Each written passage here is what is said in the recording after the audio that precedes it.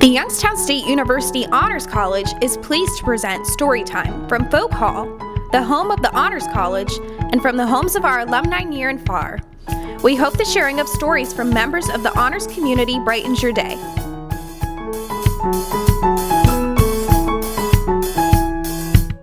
Chapter 1. Nobody's Baby. Take care of him, the young mother whispers, as soft as the swirling snow outside, her face as white as the sheet that covered her. Feebly she touched her newborn son, breathed the last sigh, and closed her eyes. She's dead, announced Mrs. Mann, the midwife. What a nuisance. I'll have to get Mr. Bumble. Mr. Bumble was in charge of the workhouse, a cold, grim place for the homeless without a spark of comfort or crumb of nourishing food. He didn't care if the inmates starved as long as his own tummy felt warm and full 3 times a day. Quickly, Mrs. Mann unclasped a gold locket from the dead woman's neck and put it around her own. Opening it, she read the name Agnes engraved inside. Another orphan brat, raged Mr. Bumble when he saw the baby. Who is he, anyways? Who knows, Mrs. Mann yawned. His mother walked in yesterday off the street. She must have walked some distance. Her shoes were worn out. Good-looking girl, too.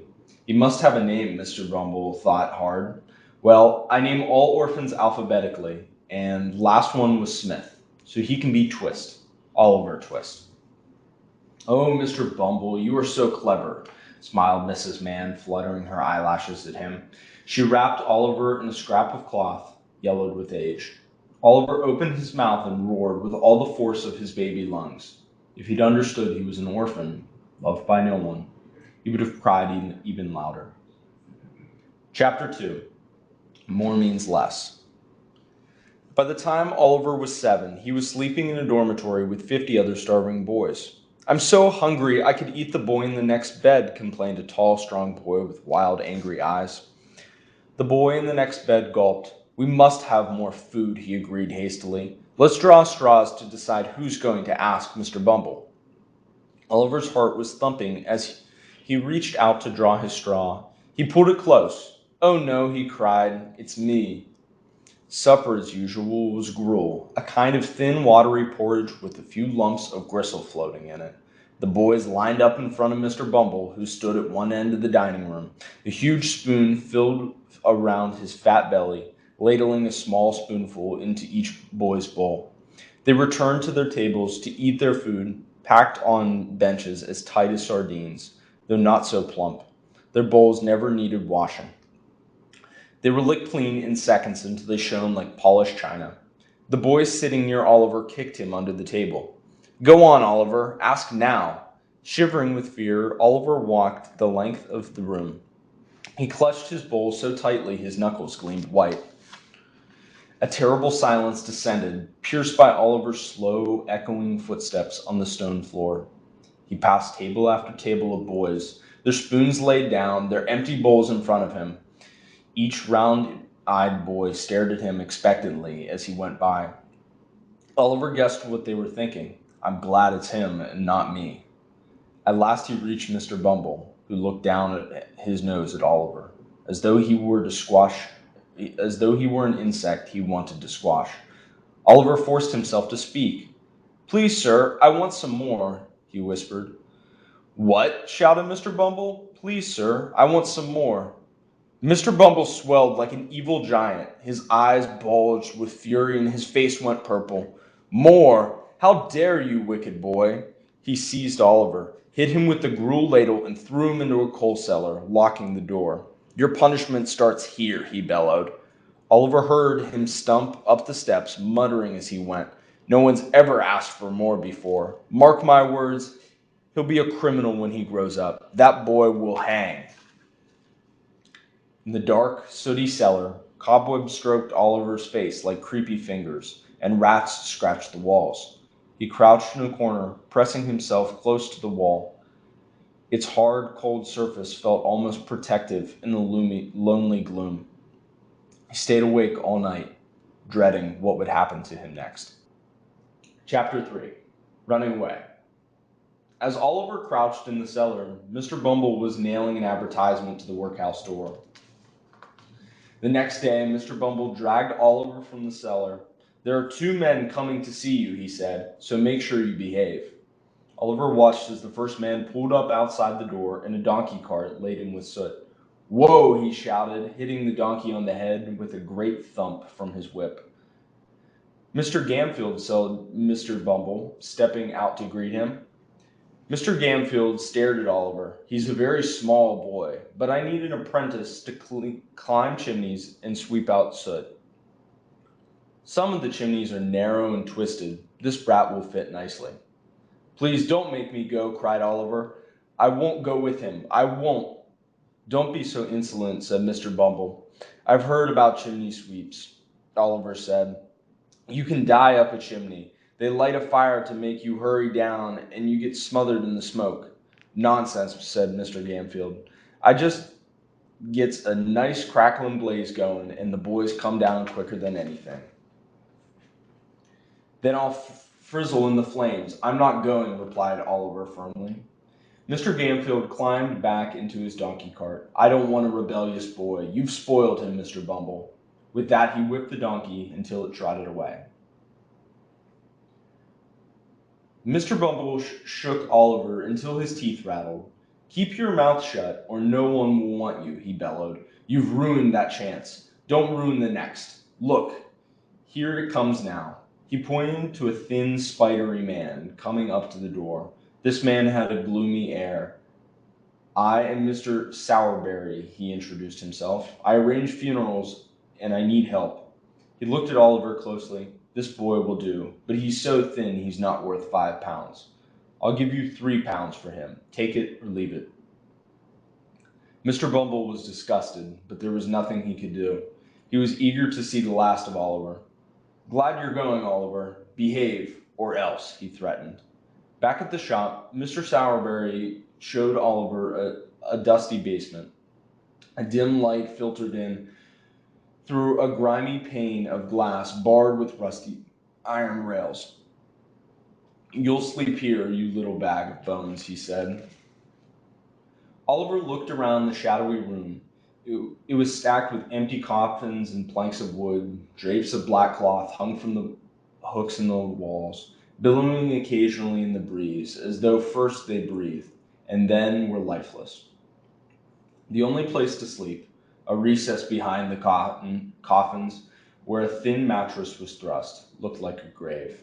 "And this is Noah, my apprentice," Mr. Sowerberry went on, taking him to the kitchen. "Noah, give Oliver his supper." Noah looked cross. "What work is he going to do?" he asked sulkingly. "He'll be a mute. He's a good-looking boy, dressed in a top hat and morning clothes. He'll be a credit to the business." "Please, sir, what's a mute?" asked Oliver. "A mute walks next to the coffin at funerals and follows it to the grave. Children's funerals only. Winter's coming on, the sickly season. Always lots of children's funerals this time of year." Noah grinned unpleasantly when Mr. Sowerberry left them alone. "Here's your food." He handed Oliver the dog's bowl. Stuck to the side were some stinking scraps of cold fat the dog had rejected. Oliver was so hungry he wolfed them down. "Pig," mocked Noah. "Workhouse boy. If your mother hadn't died, she'd be in the prison. She must have been bad. Only bad uns give birth in the workhouse." "Don't you dare say anything about my mother," shouted Oliver. "So? What are you going to do about it?" Noah jeered. "This." Oliver pushed Noah hard in his flabby stomach. Noah collapsed like a crumpled balloon. "Ow," he squealed. "Help! Murder! Mr. Sowerberry, you've lost your mind. Oliver Twist, you just wait, workhouse boy. You'll be punished for this." "Do what you want," replied Oliver. "I'm not staying here any longer." He raced out the door and tore down the road, his heart pounding. "Don't let them come after me," he prayed. Chapter 4. New Friends. Oliver ran and ran until he came to a signpost. "I'll walk to London," he decided. "Perhaps I can make a better life for myself there." He walked 10 miles a day. At night he hid in hay barns and woke each morning aching and weak with hunger. The nights were the worst because there were nothing around him but darkness and loneliness. At last he reached the city. His sore feet were bleeding and his clothes were worn to shreds. He watched people jostling around market stalls and shops, so busy that no one even noticed him. He collapsed on a cold doorstep, too exhausted to beg. Delicious smells floated by from a bakery. Oliver staggered up to the window where shelves groaned with piles of freshly made bread, cakes, buns, and pies. He stared at them longingly. A boy about the same age, with sharp eyes and swaggering walk, strolled over. Hungry? He asked. Very, gasped Oliver. To Oliver's astonishment, the boy pulled a wad of money out of his pocket. I'll get you something. Wait, here. The boy returned with a bag crammed with hot meat pies. I'm Dodger, said the boy as Oliver grabbed the food. You? Oliver Twist. Got to bed tonight, Oliver? No. Got any family? No, no one at all. I know a kind gentleman who'll take you in. He won't want any rent either.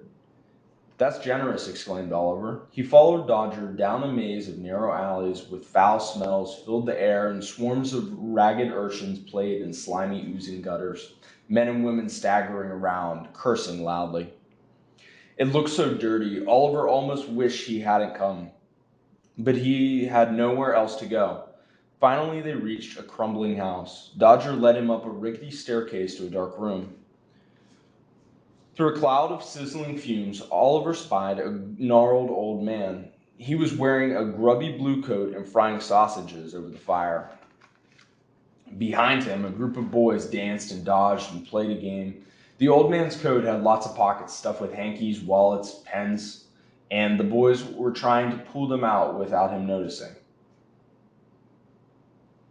Hey, Fagin, yelled Dodger. This is Oliver. Hello, Oliver. Fagin barred his teeth in a leering grin. Want to play? Yes, sir, Oliver said politely. He waited until Fagin bent over the frying pan, crept up, and delicately drew out a hanky. You're a natural, chuckled Fagin. Come here near the fire. Have a sausage. Another man stepped in, smearing the black of his dirt hand across his mouth. With him were a girl and a snarling dog with a scratch-torn face. Ah, Bill Sykes, drawled Fagin. Delighted to see you. What can I do for you and Nancy? Give Bullseye supper, Bill growled, kicking his dog, and get me a drink. Get to work, boys, Fagin ordered. One found a bone for the dog, while Dodger gave Nancy a half-full jug of gin. She emptied it into a brimming mug and passed it to Bill. Bill's scary, Oliver thought, snuggling under his blanket that night, but I'm lucky to have found some new friends.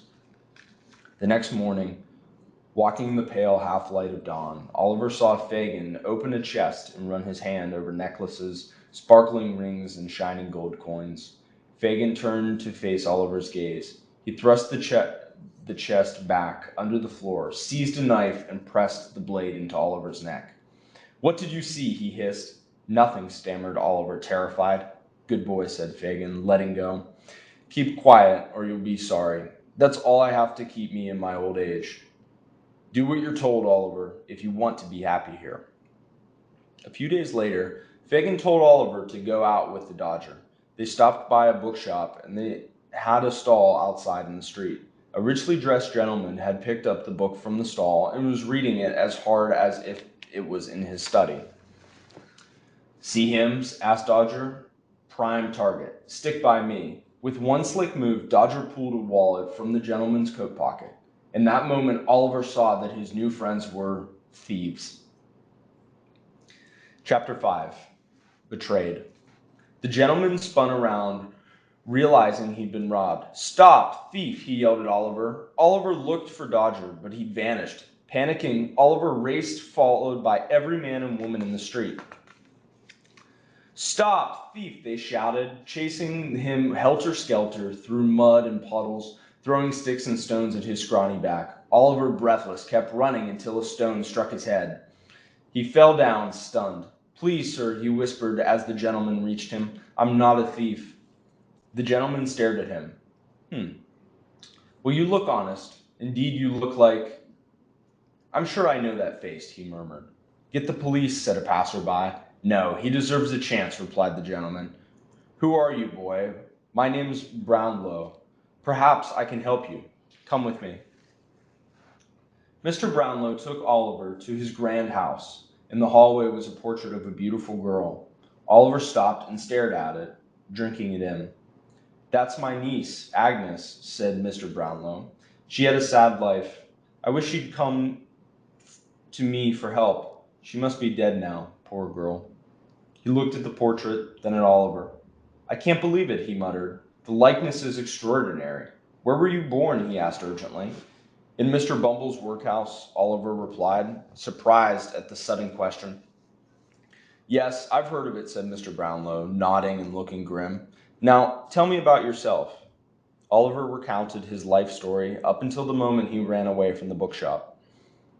"I believe you," said Mr. Brownlow. He put his hand on Oliver's shoulder and looked down at him. "Would you like to live here and go to school?" "Really?" gasped Oliver. "Truly?" Mr. Brownlow laughed. "I'll have Mrs. Bedwin, my housekeeper, show you up to your room." "You poor child," sighed Mrs. Bedwin, as she took Oliver upstairs. "So dirty and ragged. Have a hot bath. I'll get you some clean clothes." Lying in bed that night, Oliver had never felt happier, and as the weeks passed, he grew happier still. Mrs. Bedwin looked after him, from a good breakfast each morning to a hug last thing at night. Mr. Brownlow played games with him, shared his books, and taught him chess and music. "I feel as if I'm living in a dream," thought Oliver. A few weeks later, Mr. Brownlow summoned him to his study. "Here's £5 and some books. Will you take them to the bookshop where we met?" "Of course," replied Oliver. "I'll do anything for you." "And come straight home," Mr. Brownlow said. "I'll run there and back again," Oliver promised. He ran down the front steps and waved goodbye to Mrs. Bedwin, who was watching him from the window. "Bless him," she thought. "I can't bear to let him out of my sight." Oliver whistled as he strolled down the street. Suddenly, a pair of arms seized him tightly around the neck. "Ow!" he yelled. "Let go!" "Oh, Oliver, you naughty boy, I've found you." Oliver was astonished. It was Nancy, Bill Sykes' friend. "Nancy, is that you? What are you doing here?" A crowd gathered, staring at them. "He's my little runaway brother," Nancy announced in a silky, false voice. "But," Oliver began. Bill Sykes shot out of a beer shop with his snarling dog and grabbed Oliver. "Watch him, Bullseye," he hissed. Bullseye seized Oliver's leg and hung onto it with sharp teeth. I don't belong to these people," shouted Oliver, struggling to get away. "I'll have to go back to Mr. Brownlow." But Nancy quickly covered his mouth until he nearly suffocated. Bill dragged him through the alleyways. Bullseye growled at Oliver's every step until they reached Fagin's attic. "Good of you to drop in, Oliver," drawled Fagin sarcastically. "Fancy clothes," laughed Dodger. "Expensive books. We'll sell everything," crowed Fagin. He examined Oliver's pockets. "Aha, even better. Here's £5. "Mine," growled Bill. "No, mine," surely contradicted Fagin, but Bill snatched it away. "It's Mrs. Brownlow's," said Oliver bitterly. "Let me go," he begged, "or Mr. Brownlow will think I'm a thief." Fagin patted his head. "We'll make you one soon." "No," Oliver shouted. "Why do you want me anyways?" "So you can't tell tales," sneered Bill. Once you're one of us, you won't dare tell the police. Now shut up." Chapter 6. A Robbery. Oliver was forced to wear filthy rags again. For several days, the thieves made him stay in the attic, watched over by the vicious Bullseye. Every time Oliver went to the door, Bullseye snarled, showed his sharp fangs. "Don't set the dog on him, Bill," Nancy begged. "You've got Oliver back. You don't have to frighten him now." "Oh, don't I?" said Bill. He brandished a pistol. "See this, Oliver?" Oliver nodded nervously. "It's loaded. If you don't do what you're told, I'll fire. Understand?" "Yes, Bill," said Oliver, trembling. "Good. There's a job I want to do tonight. Big house loaded with silver and jewels. They keep a small window open, and I keep a scrap of a boy to slip through it and undo the door locks." "He means what he says about the gun," advised Fagin. "Don't try and cross Bill Sykes." When night fell, Bill dragged Oliver to the house. They hid under a bush until the church clock struck midnight. It was intensely dark. Bill hoisted Oliver up a tiny window "Get in," he hissed. "Please don't make me steal," implored Oliver. Sykes raised his fist. "Do it." He shoved Oliver through the window, lit a lantern, and handed it to him. "Open the front door," he ordered. "There's a bolt at the top you won't reach. So stand on one of the chairs. Remember, you're in my gunshot range." Oliver saw Bill's pistol aimed at him. He had no choice. He crept inside and went to unlock the door. As he slid through back the bolt, he heard Bill running around the front of the house. "I must warn the family somehow," Oliver thought. "I don't care what happens to me," and he dropped the lantern with a clatter. After that, everything seemed to happen at once. Bill burst in to grab Oliver. A man appeared with a gun, and both fired. Oliver screamed, caught in the crossfire. He clutched his arm and saw his arm turn red. Bill dragged him outside. "You fool," he growled. "They'll be after us. Run." But Oliver, his arm throbbing, lagged behind. Bill flung him into a ditch. "You're too slow," he yelled down at him. "You can die here." When Bill finally reached Fagan's house, Nancy rushed up to him. "How did it go?" she asked. "Disaster," said Bill curtly. "Give me a drink." "Where's the boy, Bill?" "Dying in a ditch somewhere." "You can't leave him there," Nancy cried. "I'll go and find him." Bill lurched to his feet. "Don't you dare, Nancy." But Nancy had already grabbed her cloak and was running through the door. A crafty look spread over Bill's eye. "After her, Bullseye," he ordered. "She won't get away with this." Nancy ran to the house Bill had tried to rob and searched everywhere for Oliver. At last she found him, weak and shivering. "Thank you for coming," he muttered. She quickly bandaged his bleeding arm with a shawl. "I found your friend, Mr. Brownlow. I'll take you to him," she whispered. "He'll be waiting for us on the London Bridge." "I don't believe you," Oliver said. "It's a trick."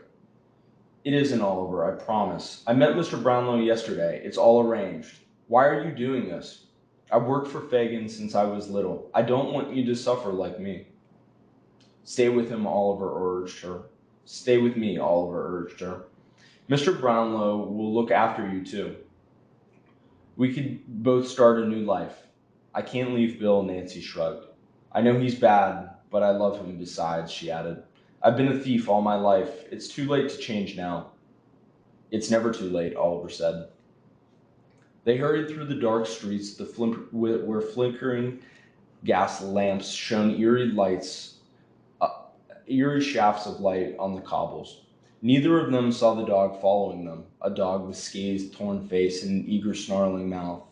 And behind the dog, a man who moved with silent, stealthy footsteps through the shadows. Chapter 7. The Secret of the Locket. They reached the bridge at dawn. Mr. Brownlow was waiting, just as Nancy had promised. "Run," she cried to Oliver. Oliver dashed forward. He'd almost reached Mr. Brownlow's outstretched arm when Nancy's frightened voice made him turn around. "Why did you follow me, Bill?" Nancy stuttered. "I told no tales. I never grasped on you." "You took the boy away," Bill bellowed. "You betrayed me, Nancy. I can't ever trust you again." Then Oliver heard Nancy scream, "No, please, Bill, no." Bang! A pistol shot exploded, and Nancy slumped lifeless to the ground. Bill swore and closed his eyes. "I had to kill her," he muttered. Oliver was frozen to the spot with terror. "I'm here, Oliver," said Mr. Brownlow reassuringly. "Come to me. Don't look." By now a crowd had appeared, drawn by the crowd of the pistol shot. Bill fled from the bridge, desperate to escape. The crowd tore after him in panic. Bill climbed the drain part of a nearby house and sealed the roof.